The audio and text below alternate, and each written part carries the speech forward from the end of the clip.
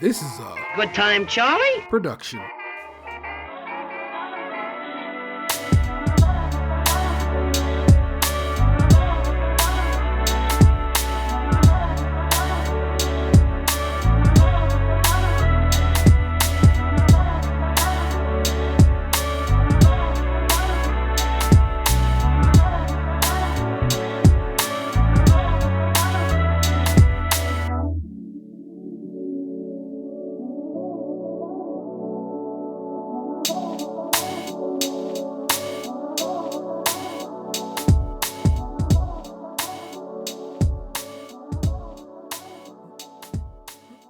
It's Creme Patissier, party of three. We are here for another brunch. That's the second time I've said that one. I feel like that one's. It's the one. I think it's the one. I'm with it. Yeah. This is episode 5 Five. of I made that mistake HB. earlier. I did. I'm reviewing 2 shows right now, and I think I just recorded a review for episode 4 of Canada versus the World drag race show. Yeah, episode 5, because Dan said last time that they were like halfway through with the starter, the completion of that set of starter in Maine. They're halfway through the show, so we're second half, and they come in and everyone's like, "Oh shit, candles," which could really only mean one thing, and it's fine dining. It was a vibe. And I loved watching Will seemingly in his element. You know what I'm saying? Going through and be like, yeah, I do this. I make whole ass restaurants from whole cloth. And I set that shit off and I'm like, okay, buddy. I see you. I see you for what you do now, man. I respect it. Yeah, I had never heard of him before this. I've honestly not heard of his restaurant either, but I think like based off of some of the feedback we've been receiving, like I just watch like Top Chef and GBBO. Like that's it. I'm not like, I don't know chefs except for the popular ones, like I could name you the 5 people that be on Bobby Flay and shit all the time. I know a bit about fine dining because I have friends who work in the restaurant industry. So I've been blessed and fortunate enough to like eat fine dining for the last 20 years. But I don't really know anything about like food people. Well, if they were on Top Chef, then yes, that is the basis of my knowledge. I used to be way more aware, but I also used to watch like a whole lot more Food Network and so forth and so on. And like as time is going on, I do not. So I'm not super hip, but the people I am hip to, I'm usually just in love with. I love them as like chefs and stuff. Like Iron Chef Simon is from Cleveland. Oh yeah. Of course, that's a dude. You know what I'm saying? Our local restaurateurs, I'm kind of hip to. Zach Brule owns a bunch of dining establishments here in Cleveland and stuff like that. I'm kind of hip to those dudes, but that's because they show up in the paper all the time. You know what I'm saying? Or in the press in general in our area. So that's why I'm hip to those dudes. So that's basically my reach on good foods, and then like or some shit Anthony come across. Like the first time we went to DC on just a regular ass skim road trip, it was like, we going to this restaurant right here because they make Pop-Tarts. Because my man knew. Ted's Bulletin. Like, yeah, I love Ted's Bulletin. I might give that episode to the patrons because that was such a cool episode when we went down there. Because you can hear our server all of a sudden be like, "Oh, what y'all doing?" I'm like, "I'm recording a damn podcast here in your restaurant, buddy. What's the good word?" And he's just like, "Oh shit, that's so fly." And he was such a cool dude, man. I love that experience, and I probably need to share it with some folks because that's an old one. That's some euros back. So it's definitely not on the regular feed at this point. Right on, sorceress. Anyway, back to our scheduled program. Sorry, y'all. We were just chatting. This week, their overall challenge is fine dining. Their first challenge, the starter, is an amuse-bouche. One of my favorite little French little amuse-bouche. It's supposed to be literally one bite. It means amuse the mouth. It's the starter before the starter, like one little tiny little, and they want beautiful presentation, flavor, texture. Yeah, they was like, I want intense flavor. Like, I need you to set this shit off. And I'm like, okay, that's cool. What did he say? What did Will say? Amuse Bushman. He of course translated, but he said it. The way he said it, it meant something else. Like it tickles the tongue or some shit. My man said, and I was like, okay, buddy. Mm-hmm. So they get an hour 30 to create. Yeah, and this when we found out my man Dan don't fuck with oysters, and I'm with him that much more because neither do I. He said it several times so far. Oh, yeah, see this one. How about this? This one I found out my man Dan don't like because they tried to make him do like a shooter in one of the first episodes, and he was a little bit drunk, so he tried it, but they never really showed like what he said about it. And then there was another oyster in a challenge where I don't think we got his feedback about it, or he. Yeah. When they put that, when Jay put that foam on the oyster, I forget what he said though. Yeah, this is where that foam didn't look appetizing, but obviously later on they showed it how at least Sola said it worked for the dish. Yeah, and then Dan said most things he could eat in one bite, but that was a different conversation. You know, I'm always gonna find the little. Sex joke because I'm 13. Your man Mason made deep fried dirty rice balls. At least that's what he was working on when they came through the kitchen. Yes, and of course they had this whole exchange about balls that went far too long. They love talking about balls. I get it, balls hilarious. Trust me, I get it. That particular exchange. Far too long. that is a one beat kind of thing, and they just like we're gonna do this about 6 times. Like, okay, buddy, I got you, man. There were a lot of balls. Yeah. Your boy Daniel was whipping up some crystal shrimp dumplings, and I hate they keep bringing up how my man is untrained. He's such a savant of the kitchen. I'm like, bruh, we know. We get it, baby. We get it. You do not have to tell us that. And Danielle, coming off her a win, is out of her element, like completely and totally out of her element. And so she says. All right, so here we two notes that I've written down that I'm gonna share with you. First, Vanessa said Dan was dressed like a Burger King district manager because of his sweater colors. If y'all go back and watch that episode, Dan Levy has on this cream color sweater, but that is edged with basically lettuce, tomato, and she looked like a burger. It's definitely like he'd be a higher up in the Burger King organization with that sweater, and it made me chuckle when she pointed it out to me. This is when Danielle says she has suffered with anxiety, and so like this was bringing up some real fucking feelings for her because she's like, I don't do. So I work fine dining in the front of the house, basically meaning she is hosted and or waited. You know what I'm saying? And I'm like, God dang, I feel. Oh, but even then, you still are having some experience with fine dining, so it's not like it's foreign to her. She could probably fake a plating, and she knows what's on the menu.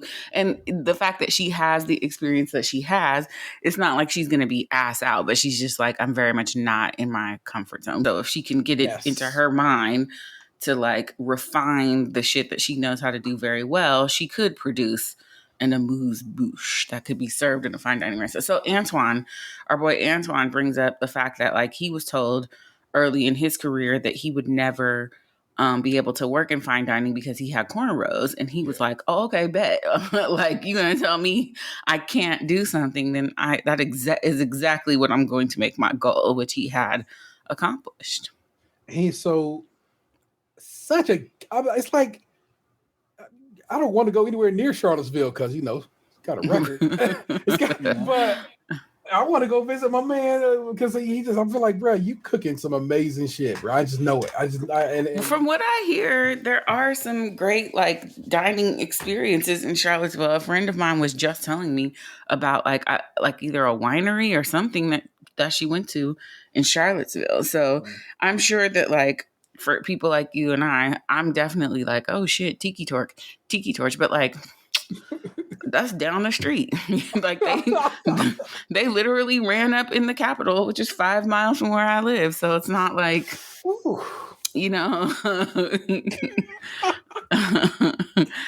I wouldn't mind taking a little road trip. Maybe not staying very long. Like go to the restaurant and stay the night and leave the next morning. But yeah, it was real nice to hear that from him. And he, I mean, not to cut ahead, but he did well this week. And I was you take pride in people, you take pride in your people, and he is just that. And so. Well, also too, because a little bit he's been like, I wouldn't necessarily say that he's been struggling in the competition. The things that they like of his, they really, really, really like. And then on the other stuff, he either just sort of skated by, and I think last week was his worst week. So it's nice for him to like be cooking with some confidence and shit. Yes, so that's exactly the case. Speaking of, but going back to Danielle. And she was the what do they call it? Best in brunch. Best in brunch, the BIB. And she was best in brunch. She got the jump up first, and she made black currant and black pepper scone with a mushroom mousse pate kind of vibe that she put on top of it. And I was like, word. And again, the scone queen shall keep her crown henceforth and forevermore, because as they went down, and Dan was like, I'm on this. Sola was like, yo, I fuck with this. Will was like, you were nervous, but I see you stuck to your guns and you did the damn thing. And I'm like, there you go, bro. I like that he noticed that and respected it. You know what I'm saying? So I was worried about the combination of that mushroom mousse and a scone. Yeah. But bread, though, at that point, Yeah, they really liked it. Like Sola said she loved it. It was impressive. Yeah. It was a couple times this week they had Sola about basically Sola was like, God damn. Okay. Yeah. Will said Will was nervous about her too. He was like, were you gonna give us a tiny scone? And she fucking did. No. Hey, that's what's up, man. I'll dig it. Yeah. All right. Your man came through the dirty balls, the dirty rice. Arancini. Will says it was pushing the boundary of the size of what an amuse bouche could be, even though they literally show him on camera popping in his mouth perfectly. I'm like, which one is it, bro? Is it Uchi Wally or one mic? Well, he also was saying, like, when he was prepping the food too, he was like a little bit struggling. He's like, I'm trying to like dial in the size, and they might have just expanded a tiny bit when he cooked them. Yes. And then they're also saying how it was what Sola said it was overly bready. I did. I'm noticing, like what you were saying last week, how is it curtness or is it meanness? I'm still trying to think about it in my head. You think Sola's mean? Yes. I don't find her to be mean. She's direct. Yeah, that's what I'm saying. That's what I said. Is it curtness or is it meanness? I find curt and direct to mean a different thing too. I to me, curt means like somebody's short with you. Yes. Yeah. Because sometimes I mean, I do mean curt because like she'll say something like it was overly bready. She could expand on that just a little bit more. It's like it's not that thing is not that big. So how was it overly bready? Was what part of it was overly bready? Was it too much? I don't know. It just seemed like some of the things she could expand on a little bit more for some of those heard moments. But she really doesn't. To have not heard that at all this week. Yes, thank God. But to have heard Poppy way too many times still. I hear you, bruv, I feel as if there is no better or deeper explanation than that shit is too bready. She said, I just get breading. Yeah. That's it. Breading. And it is like there it's not going to be clearer. It's not, you know what I'm saying? We're not going to make that any more accurate than that right there. So no point in digging deeper on that particular one. In the other comments, I can understand what you say, where like a little more explanation could be helpful. But also we see how they cutting the show up, bro. They edit in such a funky way sometimes. Again, this week, my favorite episode, hands down. I loved how they cut it this week. It's very well done. I don't feel like my bartender's been getting much love these last couple of weeks. I know. They probably figured out it was awkward and it wasn't working. They were like, But you'll still be on and we'll pay you, say it a little more.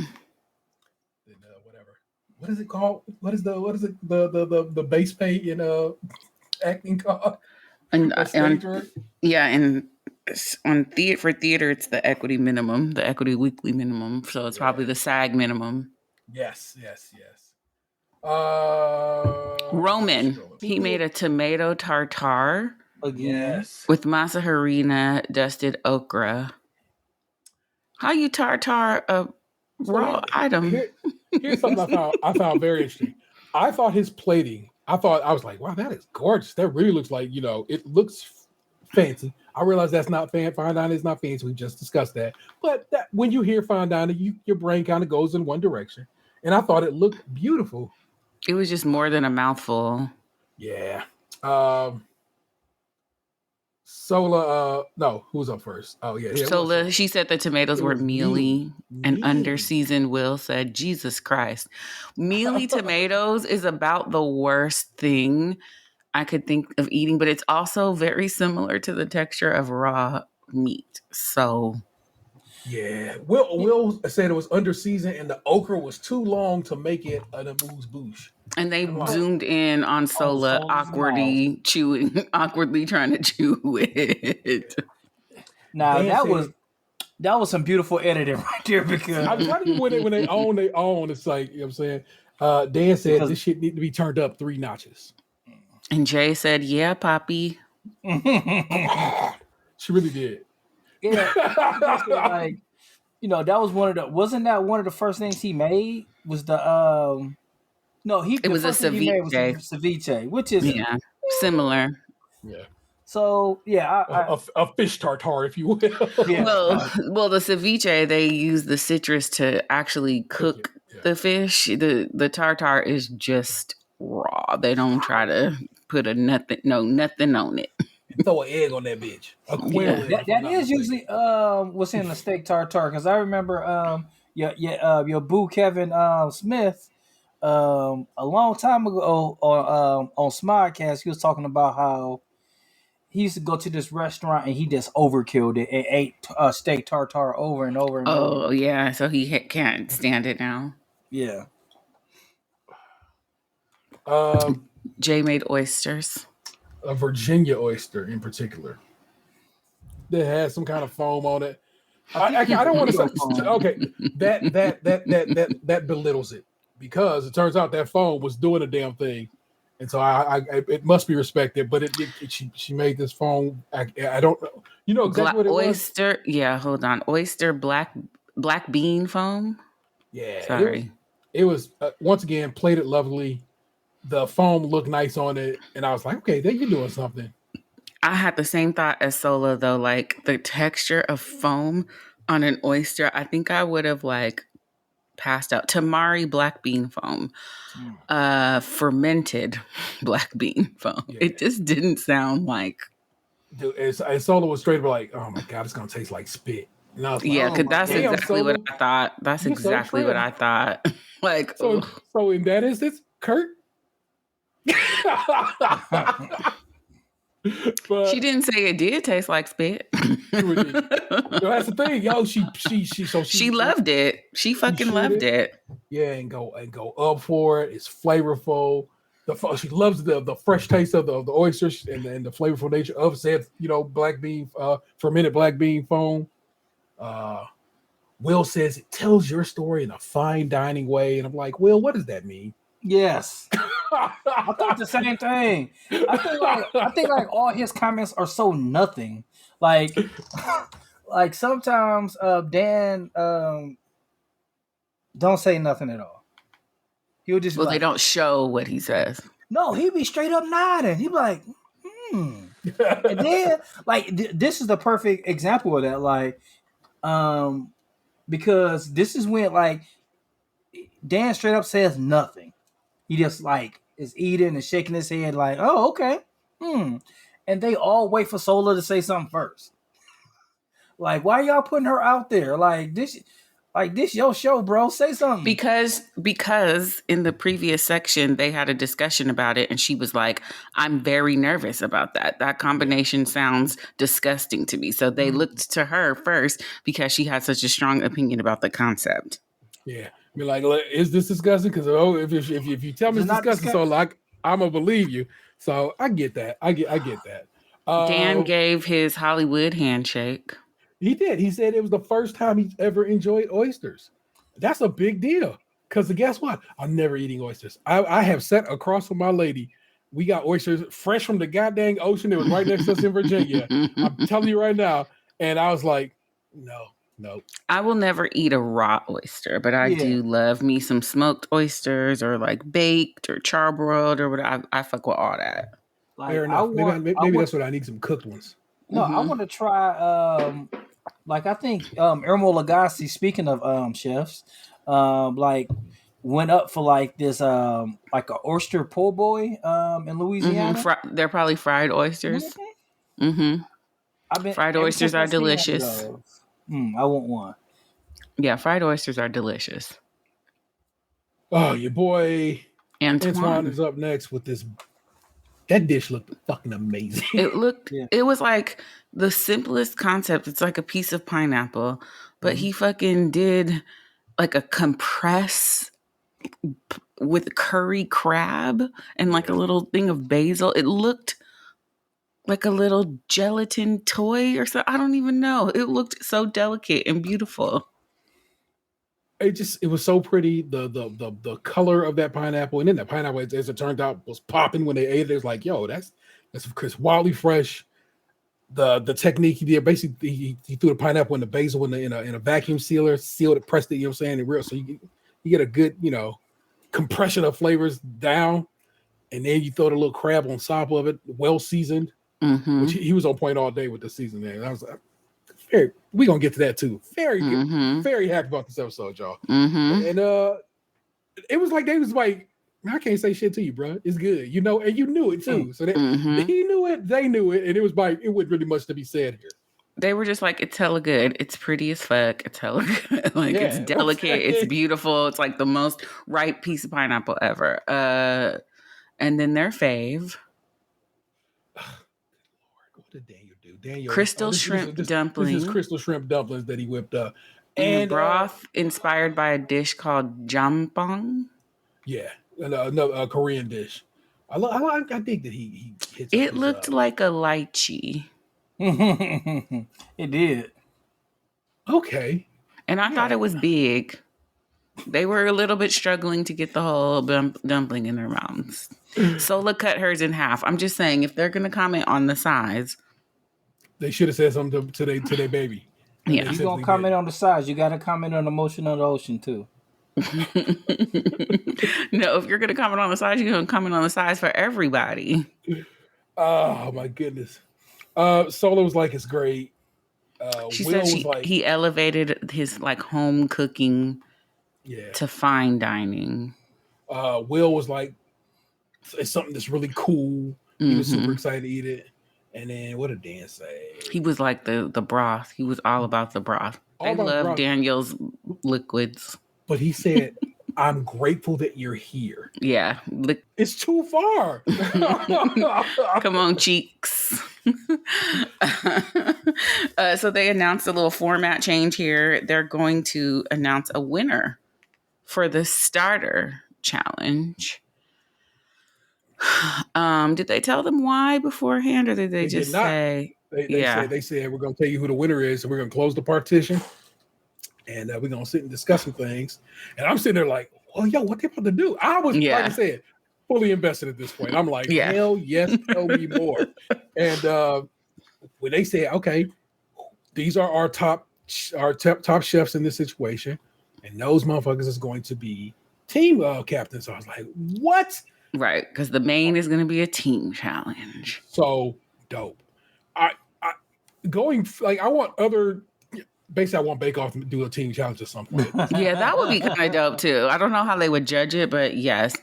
Yeah. So Danielle is automatically one of the team captains because she was best in brunch. So now they just have to pick another person.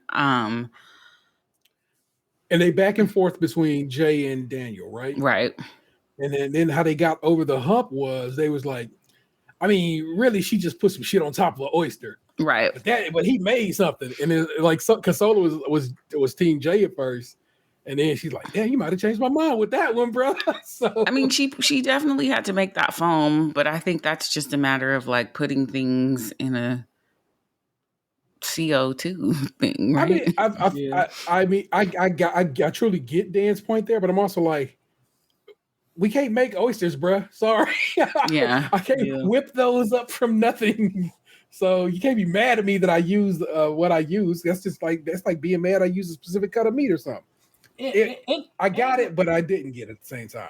And the fact that like he just said it was the best oyster he ever had. You got to give it a little credit for that too. Well, the first time he ever liked an Enjoy it, oyster. Yeah. But Yeah. he gave it to his boo because he loved him some Daniel. Listen, I know that was tough for him because he loved him some Jay too. Yuck. Oh yeah, that Canadian connect. I'm forgetting about that. You know what I'm saying? The Toronto connect is real. They were ribbing Sola because she had to admit she was wrong about that damn oyster. She's like, I can say I'm wrong. I was wrong. Like, Yeah. I said it. I was wrong. The shit sounded nasty to me, not to y'all. Yeah, that's okay. We can hash it out over brunch like we just did. Relax, y'all. Like, y'all ain't gonna be clouding me on TV. Shut the fuck up. Right. So our teams, how they choose teams otherwise, he goes, look, we ain't trying to make this shit like high school. And Jay was like, it still feel like kickball. I'm like, you're right, because it did feel bad when Jay got basically picked last. Right. But just by nature of, they was just reaching in the champagne bucket pulling names. It was names from a hat. It's just for a 3-course fine dining team fucking challenge. Yeah. This is where they are right, in my opinion, right up against the edge of what brunch is. Mm-hmm. You started crossing to the lunch menu, my guy. Mm-hmm. But whose teams? It was Daniel Mason and Jay. Yeah, it was one squad. Roman, Antoine, Danielle. Daniel or the other. And Daniel. This comes up later, but it was so obvious. It was like within seconds, I was like, oh, you can see these people over here sitting here discussing, laying down an idea and coming up with a plan. And you can see these other two who's like, what you about to do? Mm-hmm. From the gate, there was just such a difference in the way that the teams were managed. And here's the other thing. Me doing my like behind the scenes shit. Did they tell them there was going to be a fine dining week? So everybody has their 2 things in their head that they would prep to do. And now they've got to like sell just one thing. And like which of the things I was going to do I do here? Because they didn't really do like a starter.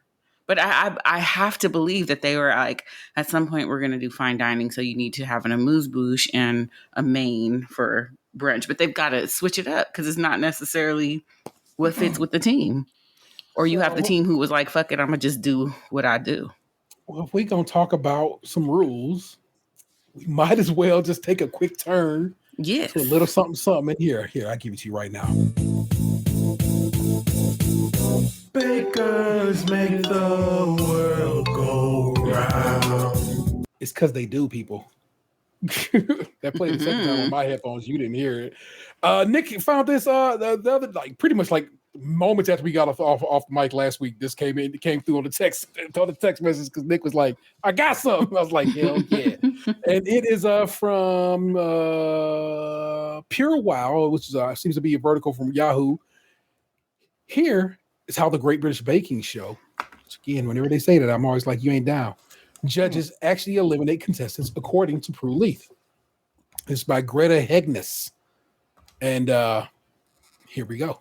It's no secret the Great British Baking Show, I hate when they say that, has taken Netflix by storm. But how exactly do the judges critique the competition? Well, Prue Leith detailed the show's judging process during an exclusive interview with E! News. The TV personality revealed that the process is far more extensive than what's shown on TV.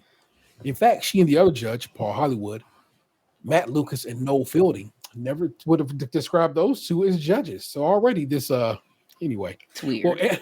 We'll analyze each dessert, then score it 1 to 10. That's some shit I wish they would share with us, actually. Normally, we try to judge each episode. Everybody starts on a level playing field, she said. Doesn't matter how badly you did the week before. Doesn't matter how well you did the week before. It doesn't count, except for when judges are completely stuck. There we go. If she disagrees with the other judges, they look at the bigger picture. You don't see this, but we actually score everybody, which is helpful to us, Lee said. If we get to the stage, and we often do, where it seems to all come down to the showstopper, and there's disagreement where I think somebody is slightly better than the other, we'll go back and look at how they did the day before. Lee continued, Leith, forgive me, as an H at the end of Prue's last name.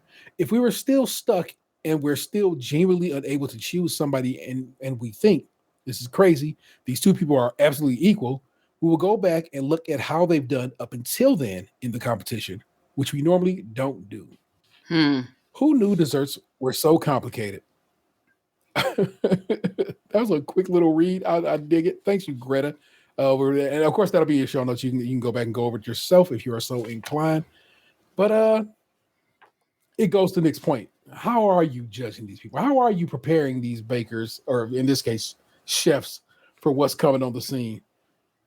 Because, yeah, especially because you didn't know you was going to be on teams. Because that seemed to be a shock to all involved. And you stay, but yeah, like I'm saying, you had to kind of know. Well, I mean, I guess in the case of Antoine, he's a fine dining chef. He know what to do. He kind of has that on lock. So where if they were to just like surprise, you got some shit to do, I guess he could figure it out. But then also you need, saying you got to have meat thawed already and shit. Things have to be in place for it to work. So I felt like the most interesting thing was like, so on one team, you got, which seemed like the Showtime Lakers, like Danielle, she said she didn't, work in the back of the house, but she definitely worked in the front. She was able to coordinate from the beginning. The other team, Daniel, which it was funny that he said that, like we've mentioned once before in the show, he's not classically trained. Yeah. Like he's well read and self-taught, but he's not trained. So it showed from the beginning because like he didn't know how to coordinate that team. It's like he stepped up to say, "Hey man, I don't think that's a solid idea." Yes. But he still let him go forward with it. So the challenge was to do a 3-course meal, 2 savory courses, so either like a veggie or a seafood, then a meat, and then a sweet course. And Will is like, make it an experience. So they had this time that the team is supposed to coordinate what they're going to make, with the captain's job. Put a pin here. The captain's job was to make sure that the dishes were cohesive with one another. Mm-hmm. They needed a theme, an overarching theme. And one team had a theme, and one team simply just made up some shit on the spot.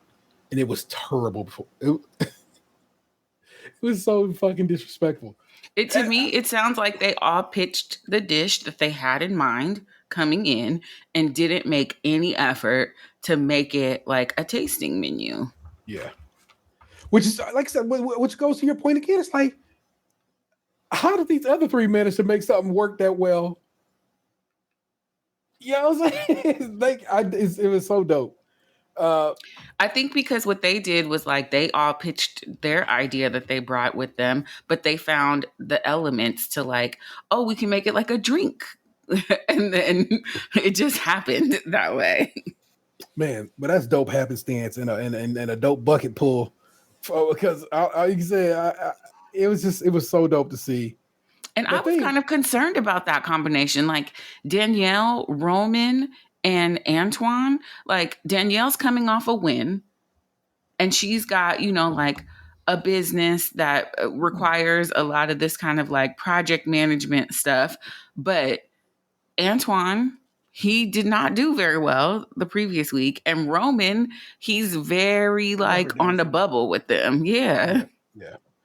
But they came through and they like Ant was saying, this is where I was like, they taste each other's stuff. Not just tasting each other's stuff. They was like, hey, could you taste this? Mm-hmm. And let me know what's off. It's salty. Oh, I'm gonna hit it with that lemon juice. Add on it.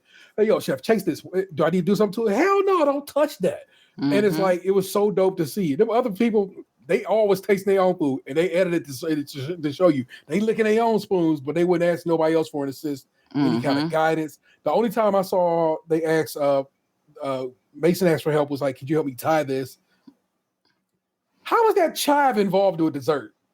Man, and like, can you just imagine having like a fucking tart, like a fruit tart, and just tasting that hot ass onion flavor, like one of the very last things you taste, depending on how you put it in your mouth? Yes. What's so crazy about chives are we have wild chives in our yard, and that's how I know they're I can tell that they're there in my yard. You smell them? Smell start hitting. Yeah. Yes. Like it's chives are very, very intense. Like, that was such a bad idea. Yeah. And he said it right from the get-go. He's like, man, that might be too intense, but let's go with it, baby. Let's get it. So Sola was excited to see the ice cream machine bust out. I was about to say, what did they whip up, Nick? So Danielle was like, I'm gonna make a chocolate chip pancake, but also like an orange sorbet. Yeah. And then Antoine said he wanted to make a coffee crusted something. I forget what beef tenderloin. Yeah, and I didn't catch what Roman's. So Roman will end up making a seafood croquet. We throw quotes around it because Roman makes vegan stuff. He used banana blossoms as the source for this in an Earl Grey coconut cream broth. Oh, the Earl Grey with the tea was his. I don't know if we said that. They went for breakfast brunch beverages, orange juice, tea, coffee, and very dope. It was such a smart idea, and they executed just to perfection. Honest to God, so. It was so dope to see them doing that. So did Sola go back there with them? She did. Yeah. So they try to drag us either Sola or Will back to the kitchen to go see what's popping, and I don't think she really said anything to anybody. She just kind of was like, "Ooh, ice cream machine, what you doing up making ice cream? Hell yeah!" So I like that she was excited about that, but she also knew off the rip. It's like, I don't think these motherfuckers got a plan. Mm-hmm. And like how you mentioned tasting, if Daniel had tasted Jay's dish, he wouldn't have made their fatal mistake. Yeah. Which we'll talk about. And it's a shame, honestly. And as a team leader, if I saw a motherfucker wrap a chive around a breakfast, a fucking dessert, I would have been like, bruh, can we do absolutely anything else? Like, now that they're out of the fryer, I don't think they're gonna fall apart. Like, can we just not? What would you? I mean, if you just had to just like venture, what would go around that? I would have fucking put a piece of string and cut the string after they came out of the fryer, or like make sugar cotton or something like that. Like, yeah. Because he put the only purpose he said it was for was to hold the bag together. Yeah. So up first is Danielle's team, Danielle, Roman, and Antoine. Danielle looks naked in this shot because it's just apron and legs. And you can kind of see her shirt peeking out at the top. But when she first walked in, I'm like, oh, she's nude. New show. And then now I finally just saw her boots. It is HBO. Get back to what they was cooking. First course is Roman doing the seafood vegetable course, banana blossom seafood style croquette with Earl Grey tea broth. I don't know what banana blossoms taste like, so I have no idea of what this is. And then he made like cashew crema. Yeah, they had a very interesting look to them, and I was like. And then I saw the point. I was like, I don't know. I feel like I know the Sola was like, I don't know. I didn't believe this was gonna work. And then she said it was. I wasn't thrilled. She said the breading isn't even, but I think the flavors are so incredible. Yeah. And then it just turns out like, the shit was hitting. So I'm like, I dig it. I like that. I like when Sola gets not necessarily taken aback, but like where her worries are not, met. It's like, as it turns out, you didn't have to worry about this one. He knew what he was doing, and it turned out really well. And they were all kind of surprised that it tasted so good. And I feel them because it looks like what is this? Chocolate? Like, why is it gray? What are we pouring it on a brown thing? Like, what the fuck is this? So I feel that I would have been a little bit like trepidatious too. Like, what is this? Yeah. And then it's my husband Antoine coffee crusted beef tenderloin with a broccolini barley risotto. It looked, I mean, smash. He put some foam on that shit too. Parsnip foam. Random. It was fun to watch. It was fun to watch him in the kitchen, like saying he was doing the technique where you take that little cast iron skillet, and he's in there basting the meat. Mm-hmm. Like, I'm telling you right now, but he knew it was hit. Like I said, he tasted, was like, man, I like that. I'm like, I dig it. Sola said he did a lot of cool things. Will was like, obviously you need a coffee to match with the menu, but like it tastes good. It's subtle. It's there. Like, they were fucking with it. And Dan is just like, can't believe that we're like this far in the game and you're still getting better. Elevating your technique. It's which is dope. That's what's up, man. That's kind of encouragement you want to hear. You know what I'm saying? Mm-hmm. So. And then the Scone Queen, Danielle, is doing the dessert course. It's a play on chocolate chip pancakes and a glass of fresh orange juice, which but it's a pancake cake with orange sorbet with a chocolate ganache center, a bittersweet chocolate ganache center. Pancakes and orange juice? Yeah, I would. We literally we just ate pancakes yesterday. So, well, no, it had a waffle. Forgive me. I had pancakes and Box had pancakes. I was so close to getting a pancake though. But when she said the sorbet was meant to take you back to orange juice concentrate, man, I was like, I'm there. I'm back. Man, I want a spoonful of it right the fuck now. Exactly. I was like, girl. I miss making orange juice like that. Mm-hmm. We had the old school. We had one that had a plunger on it that you did like this. Man. Dan said it was fucking delicious. Yeah, my man was so sincere. He was wildly excited about the whole idea off the rip, though. So I think it didn't have much to do to make him happy. It was chocolate chips and cake. Yeah. In pancake form. Gimme. Yeah. They would name their fake restaurant Beverage. So I'm because I'm getting old. I have to, and my family just refuses to let me cook some days. I have to turn on the captioning. And it did not say beverage. It said like beverage, like beverage. Like, that's not what she said. Oh, Sola said she would definitely make a reservation at this restaurant, which is a high compliment. So the team that I thought was going to do poorly did very well, which made me feel really nervous for the next team. And the way that they all walked in there, they fucking knew it too, because they had realized at that moment that they didn't really have a theme. They didn't check in with each other. The other team shot lights out the entire time. Mm-hmm. Takes each other's situations up to it, and just work together as a team. And were managed like a team should be. And they simply were not. I think that Daniel BS'd his way through the explanation. Like, we're a little unorthodox. We're going to start out with bold flavors and do a crescendo of delicacy. First of all, that's a decrescendo, you mean to say, friend?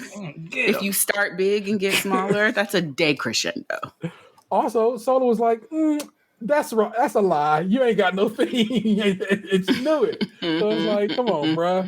What are you even attempting here, man? It's like Dan saying, is that the theme? He was like, oh no, this is just like the explanation of how we interact with each other. Like, friend, what is the theme? So whack. They don't know. And everybody was just like, oh, they don't know. And now they realize that they don't know, which is a terrible time to realize that you didn't fucking have a theme when they told your ass to have a theme, have a through line. This first course is ginormous. It's a seafood course. She said it was her version of a hot pot, basically a whole prawn, seared scallop, and red snapper. And then you're supposed to pour the broth onto the thing, which is the opposite of hot pot, but that's okay. It's her take. As you can tell, I'm not too kindly on Jay again this week, but only because it's like y'all said, she cornballing, it bothers me.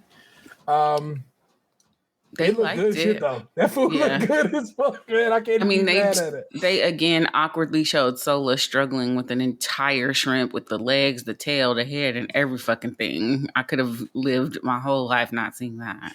Oh Yeah, shit. this was the second time they kind of put some focus on her lips uncomfortably. Right. In one episode, too. Will said he was a little nervous about the second course because his mouth was super on fire. So Daniel's presenting the second course. He said it's a chicken ballotine. He's did a ballotine of chicken. Yeah. I don't know what a ballotine is, but it looked like a little molded. I think that the roll, maybe, because that's what he did. He rolled it up and then sliced it up. He And then rolled it up, tied it off, and then cooked it, and then cut it into slices. And then he stuffed it with rice and sweet potatoes, and then a beet and red date sauce with the chicken broth. It looked, I don't know, I would have ate it. I want to know what a balancing is before we go walking away from that. I want to know the exact. Yeah, I've never heard of that. Ballotine. From French, bile, I don't know. Traditionally deboned thigh or leg part of a chicken, duck, or other poultry, stuffed with force meat. Force meat? That's what it says on my phone too. That's what it says on my phone too, friend. Force meat and other ingredients. It's tied to hold its shape. Okay, so that's exactly what that was. You know what this sounds like? A hog maw. Force meat, a uniform mixture of lean meat with fat made by grinding and seeding a motherfucking hog maw. The result may be smooth or coarse. Force meats are used in production of numerous items found in charcuterie, including a bunch of other things. So that sounds like sauce meat. It is. It do sound like some head cheese. You're right. That's some sauce meat. That sounds like what he did. He like ground up a bunch of parts.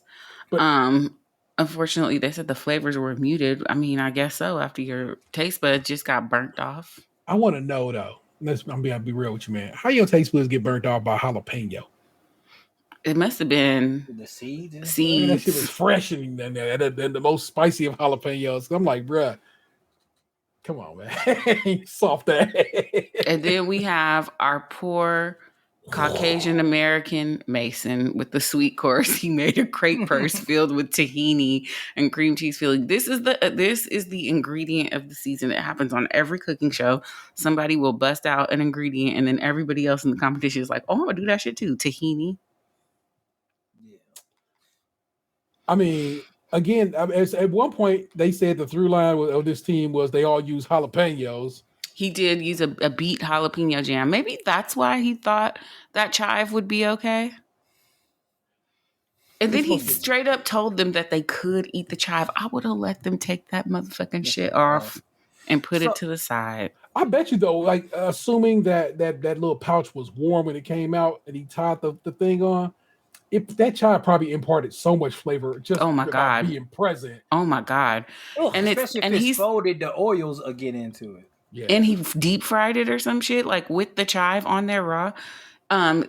Will said that it's sweet and savory, and it wasn't really working. Exactly. And West Soda said something, not me, but she was just like, I don't. She said the grape wasn't cooked at a high enough temperature, and the flavors don't feel like they belong together. That's exactly. Yeah, they don't feel like they belong together and are not complementary. And Dan is like, it's a sweet. Having sweets, and then it's a fucking chive. With an onion across hot ass chive. Delicious. Damn. Mason. I had no affinity toward him at all.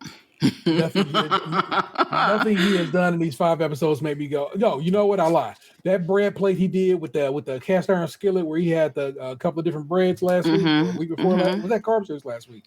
Was a work of art. So I got to give it up to him on that.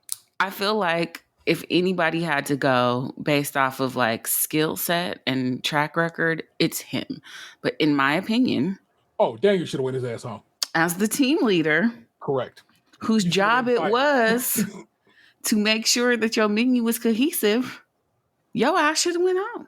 Yes. But unfortunately, you can't really send somebody home in a cooking show for like restaurant management. They do it. I mean, every week in Restaurant Wars, somebody goes home from Top Chef because their team didn't plan poorly, and it's usually rarely about what they cooked, but like, I don't know. I would have sent his ass home. And I feel like I bet you that was a discussion that was being held. Like, yo, man, he's fucking up, right? Mm-hmm. So, but Dan was the first to throw Antoine's name in the ring for Best in Brunch. Yeah. And he did like that risotto, which is very difficult to do perfectly, and it was perfect. They loved that meat, that foam.